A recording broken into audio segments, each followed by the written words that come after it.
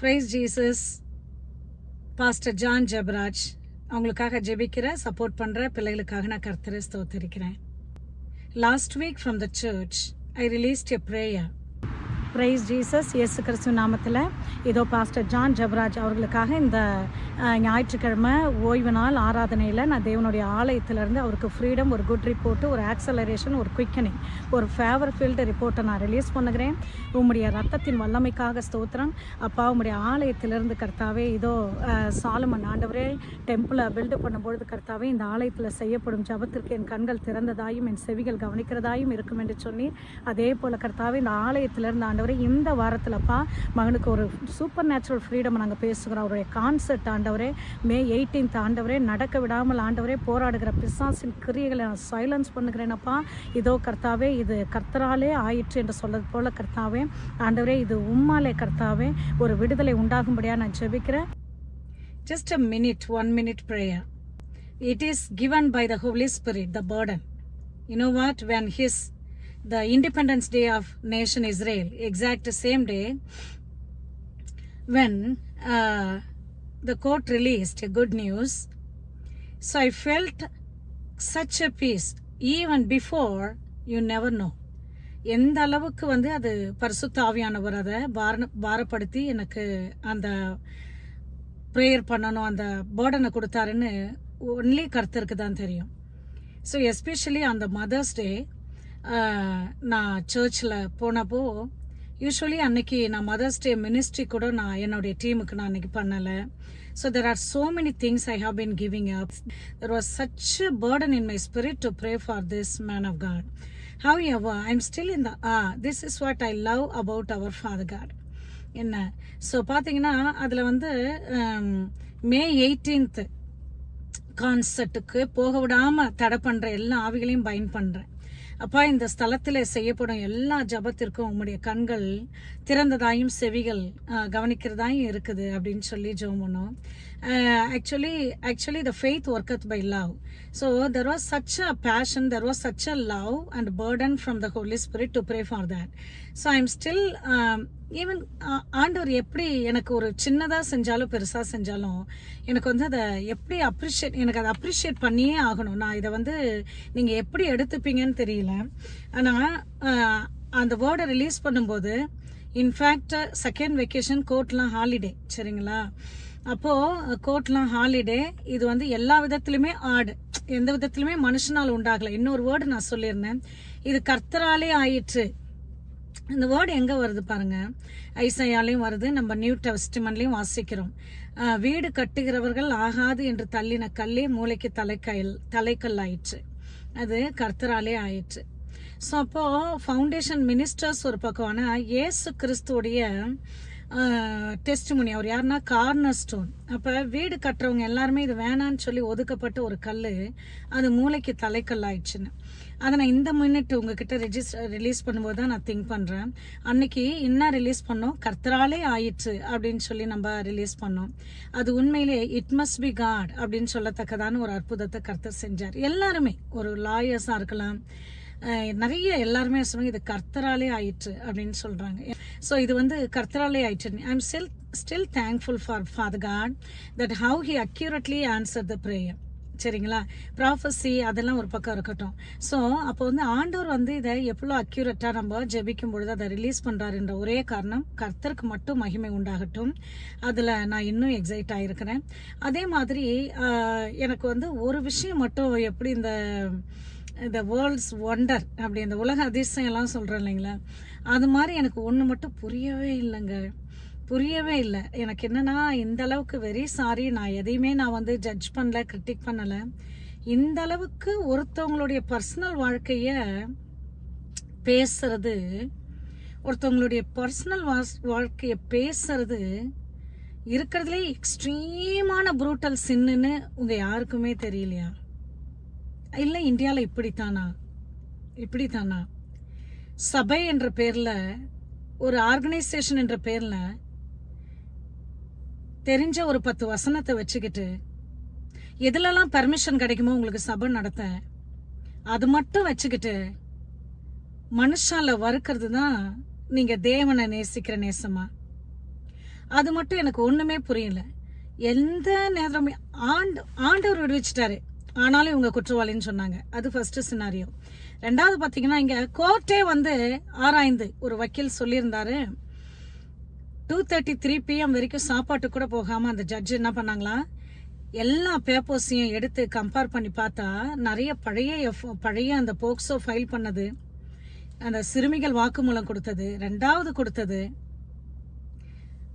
FIR file பண்ணது, சொல்லப்பட்டது, divorce case, இது எல்லாவற்றிலும் பார்த்தீங்கன்னா அலசி அலசி அலசி மதியம் 3 வரைக்கும் சாப்பிடாம காலையில இருந்து அவ்வளோ பேப்பர்ஸையும் படிச்சு முடிச்சாங்களாம்.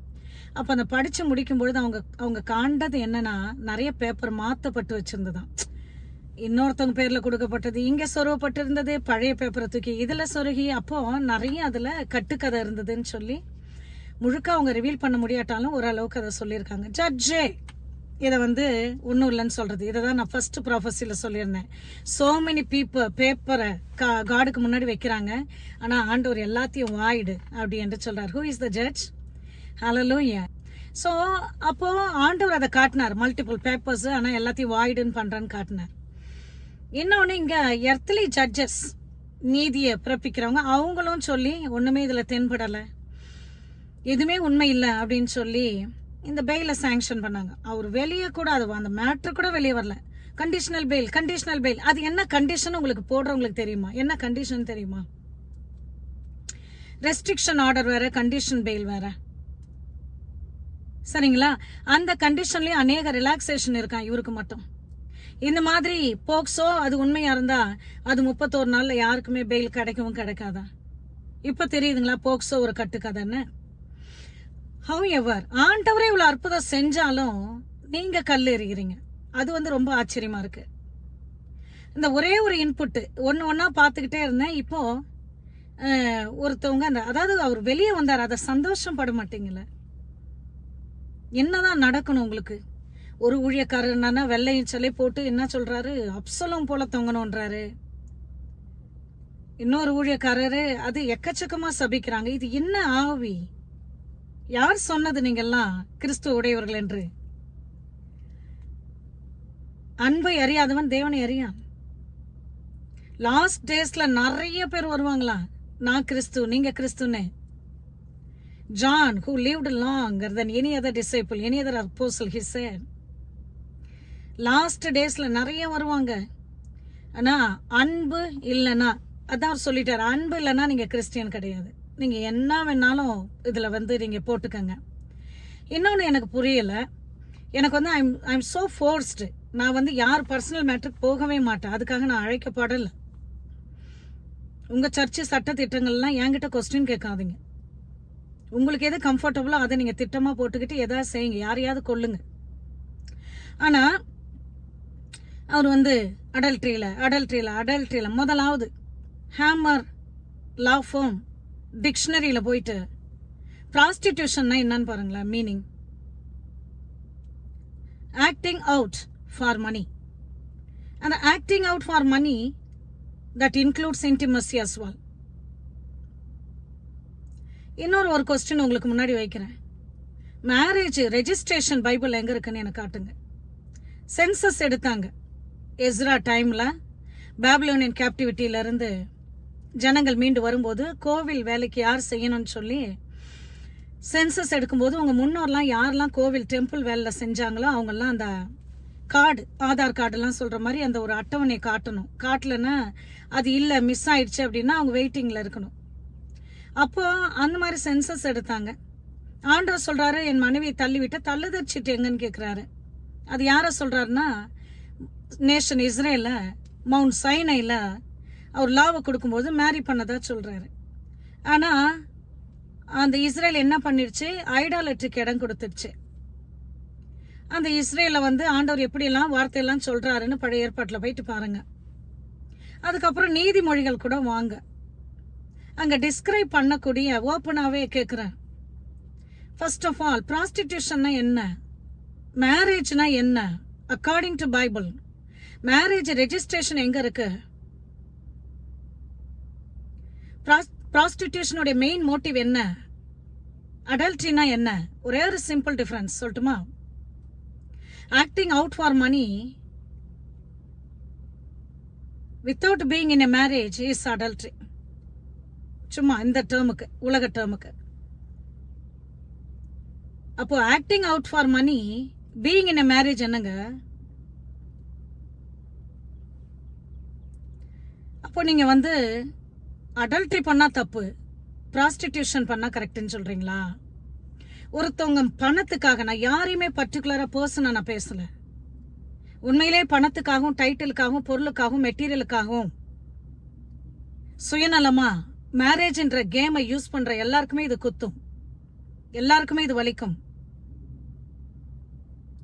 அப்போ என்ன உங்களுக்கு தேவை? உங்களுக்கு என்ன தேவை? அவர் எத்தனை வேதனைகள்ல இருப்பார். அவர் சின்ன வயசுல தகப்பனை பிரிஞ்சவருன்னு நம்ம கேள்விப்படுறோம். ஒரு தகப்பன் இல்லாத ஒரு வாழ்க்கை எவ்வளோ நரகமா இருக்கும்னு சொல்லி அவர் குழந்தைய குறிச்சு அவர் எவ்வளோ ஃபீல் பண்ணுவார். ஆனா அதே அந்த அன்பை வச்சு சில பேர் கேம் விளையாடுறாங்களே, அதுக்கு அவர் என்ன முடிவெடுப்பார்? யாராவது ஒருத்தவங்க ஒரு கைண்ட்னஸோட பேசுங்க. அப்போ அவங்களுடைய பர்சனல் லைஃப் பேசுறது, அதாவது என்னன்னா எனக்கு புரியல. ஒரு ஒரு ஒரு 18 வயசான ஒரு குழந்தையோட போனை கூட உங்களுக்கு நீங்க பார்க்க கூடாது. ஆண்டவர் வந்து கிரியேட் பண்ணியிருக்கார். மேரேஜ்னா சில டிட்டர்மினேஷனை சொல்றீங்க, பர்சனல் லைஃப்னா சிலதை சொல்றீங்க, பிரைவேட் லைஃப்னா சிலதை சொல்றீங்க. உங்க ஹஸ்பண்ட் கிட்ட சொல்ல முடியாத காரியத்தை போயிட்டு உங்க ஃப்ரெண்டு கிட்ட சொல்றீங்க, டாக்டர் கிட்ட எக்ஸ்பிளைன் பண்றீங்க இல்லைங்களா? உங்க வைஃப் கிட்ட சொல்ல முடியாத காரியத்தை போயிட்டு கூட நீங்க ஃப்ரெண்டு கிட்ட சொல்றீங்க, இல்ல டாக்டர் கிட்ட சொல்றீங்க. அதனால்தான் 4 காஸ்பல்ல ஒரு காஸ்பல் லூக், அது தேவனுடைய மனித முகம். காஸ்பல் ஆஃப் மேத்யூ வந்து சிங்க முகம், lion. Gospel of Mark is the ox. அவர் ஒரு காலை இமீடியட்லி அப்படின்னு போய் அவர் டெலிவர் பண்ணாரு. லூக் அப்படின்னு சொல்லும்போது அவர் ஒரு மனித முகம். எசேக்கியேல் பார்க்கறாரு, இந்த 4 ஃபேஸ் பார்க்கிறோம். ஜான் த ரெவலேட்டர் பார்க்கறாரு. அப்போ ஜான் த காஸ்பல் பார்க்கும்போது ஈகிள், அவருக்கு ஆதியும் இல்லை அந்தமும் இல்லை. ஆதியிலே வார்த்தை இருந்தது, வார்த்தை தேவனிடத்தில் இருந்தது, அந்த வார்த்தை தேவனாகவே இருந்தது. In the beginning was the word was with God, the word was God. He was from the beginning. In him was everything. Without him nothing was made. So அப்போ அவருக்கு வந்து யார் அம்மா, மேரியா, ஜோசஃபா அப்படி எல்லாம் கிடையாது. அப்போ அதுவே மார்க் ஒரு வேலைக்காரனுக்கு தாய் தகப்பன் அந்த ப்ரொஃபைல் டேட்டாலாம் வேணாம், அதில் வேலைக்காரனா இருக்காரு, ஒரு ஆக்ஸா இருக்காரு. ஆனால் மேத்யூவில் அவர் ஒரு கிங் ஜீசஸா இருக்காரு. அது நேஷன் இஸ்ரேலுக்காக எழுதப்பட்டதுனால அதில் சொல்லக்கூடிய விமனுடைய பேக்ரவுண்ட்லாம் கூட நம்ம பார்க்குறோம். ஏன்னா இஸ்ரேல் ஆண்டவர் எதால கன்விக்ட் பண்ணோன்னு ஆண்டவருக்கு தெரியும். ஸோ அப்போ பார்க்கும்போது லூக்கில் வந்து ஒரு மனிதன், அந்த மனிதனும் எப்படி இருக்க, ஒரு டாக்டராக இருக்கார். இந்த doctors R meant for the எல்லாத்தையுமே நீங்கள் வந்து சொல்லலாம். அதனால்தான் அங்கே மார்த்தா, மேரி, லாட் ஆஃப் சென்டிமெண்ட்டை பார்க்குறோம். அப்போ நீங்கள்லாம் பேசும்போது ஒரு பெரிய தேவர்கள் மாதிரியும் ஒரு சுத்தமாக ஒரு ஹியூமன் சென்ஸே இல்லாமல், ஒரு ஹியூமானிட்டியே இல்லாமல் நீங்கள் கிறிஸ்துவ நேசிக்கிறேன்னு சொல்லாதீங்க. முதலாவது ஹியூமானிட்டியை ரீஸ்டோர் பண்ண தான் இயேசு வந்தார். ஸோ அந்த இன்ஹியூமனாக நடக்கிற ஒரு காரியத்துக்கு ரிலீஜன் உங்களை இடம் கொடுக்குமானா நிச்சயமாக அது நல்லது இல்லை. யாராக இருந்தாலும் இந்த அளவுக்கு ஒருத்தவங்களுடைய வாழ்க்கை இவ்வளோ நீங்கள் பேச வேண்டிய வேலையே இல்லை. இவ்வளோ குத்தி கிழிச்சு ஒருத்தவங்களை அசிங்கப்படுத்த வேண்டிய வேலையே இல்லை. ஃபர்ஸ்ட் ஆஃப் ஆல் இந்த வாரம் எனக்கு இந்த குட் ஃப்ரைடே அன்னைக்கு எனக்கு ஒரு யூடியூப் வந்துச்சு. அதில் ஒரு யூடியூப் ஆள் ஒரு கேவலமாக ஒரு செருப்பு பிஞ்சு போனதெல்லாம் போட்டு ஒரு பொண்ணை போட்டிருந்தாங்க. அந்த பொண்ணு யாருன்னெலாம் தெரியாது. ஆனால் எனக்கு வந்து இதை ஏற்றுக்கவே முடியல. பெண்கள் எந்த இடத்துல மதிக்கப்படுறாங்களோ அந்த இடத்துல கிறிஸ்து இருக்கார். கிறிஸ்து இல்லாத எல்லாம் நிறைய அரப் நேஷனில் எங்கெங்கெல்லாம் வந்து பயங்கர படுகொலை எல்லாம் நடக்குதுன்னா பார்த்தீங்கன்னா ஆன்டி கிரைஸ்ட். ஸோ ஒரு பெண்ணை வந்து இவ்வளோ தரக்குறைவாக பேசுனாங்கன்னு தான் நான் இந்த ஃபர்ஸ்ட் ஆஃப் ஆல் பிகினிங்கில் நான் வந்தேன். ஆனால் அதுக்கப்புறமா எனக்கு தெரியாது, கர்த்தர் லீட் பண்ணார், கர்த்தர் செஞ்சார். ஸோ அப்போ பார்க்கும்போது எல்லாமே ப்ரீ டெஸ்டின்டு பை காடுங்க. அது எப்போ புரியும்? ஒரு எலக்டோடைய வாழ்க்கையில, தேவன் தெரிந்து கொள்ளப்பட்டவங்களுடைய வாழ்க்கையில எல்லாமே எல்லாமே பார்க்கறதுக்கு நன்மை தீமை போல இருந்தாலும், இன்னைக்கு பாஸ்டர் ஜான் ஜபராஜ் அவங்க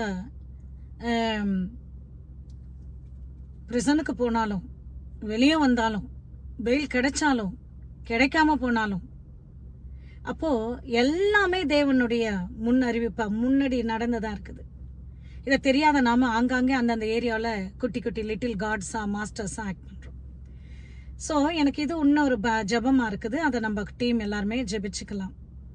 எனக்கு வந்து இந்த ரொம்ப அக்யூரேட்டாக காடு ஃபுல்ஃபில் பண்ணது. அதாவது 18ஆம் தேதி கான்சர்ட் நடக்க முடியாத அளவில் பிசாசு போராடுறத மாற்றி போடும் அப்படி சொல்லும்போது அது அழகாக ஆண்டவர் கொண்டு வந்துட்டாரு. 18ஆம் தேதி எந்த தடையுமே இல்லை இப்போ ஒரு கான்சர்ட் பண்ண. ஆனால் என்னுடைய ஸ்பிரிட்டில் நான் ஃபீல் பண்ணுறது என்னென்னா, அவ்வளோ ஊண்டா போயிட்டு அவங்க இப்போ அதை செய்யக்கூடாது அப்படின்னு நான் ஃபீல் பண்ணுறேன்.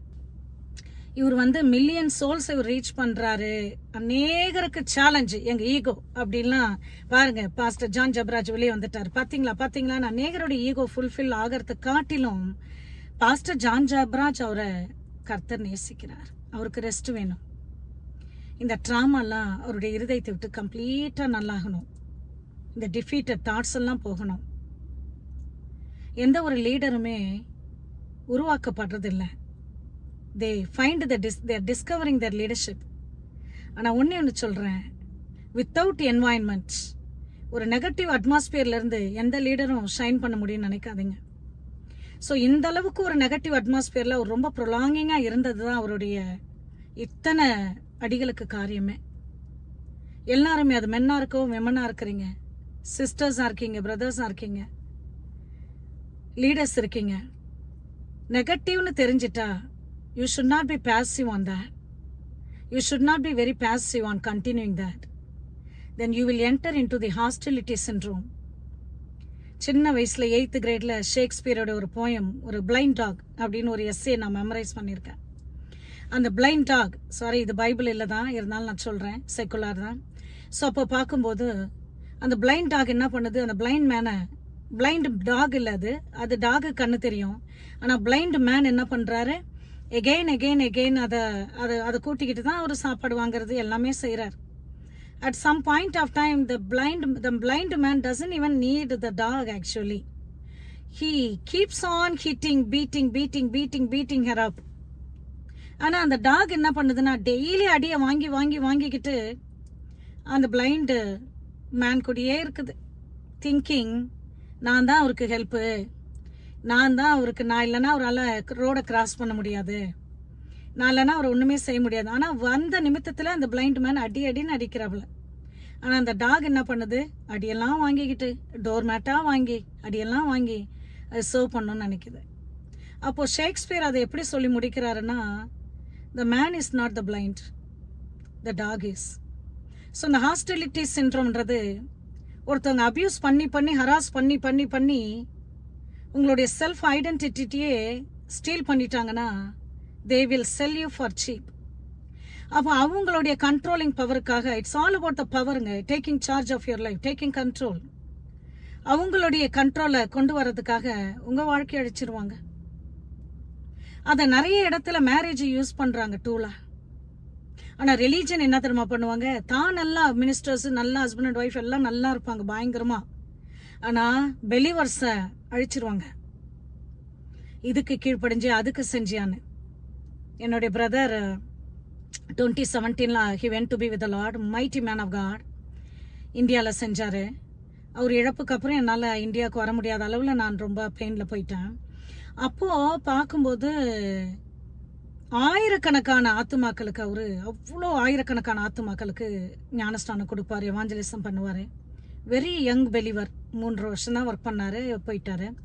ஆனால் அவர் கூட்டிகிட்டு போகிறப்ப அந்த பெலிவருக்கு ஒரு ஞானஸ்தானம் கொடுக்க எந்த பாஸ்டருமே முன் வர மாட்டாங்க. இவங்க ஹஸ்பண்டை கூட்டின்னு வாங்கன்னுவாங்க.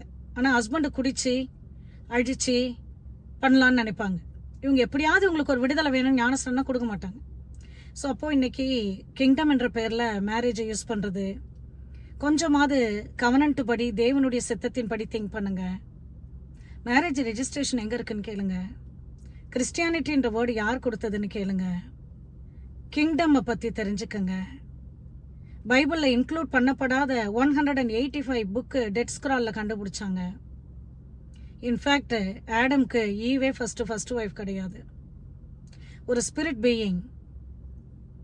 She was equal with Adam. She was walking so independently. நீங்கள் என்ன வேணாலும் காமெண்ட் எழுதுங்க, என்னால் வசனத்தோடு கொடுக்க முடியும் புக் ஆஃப் ஜூபிலியிலேருந்து.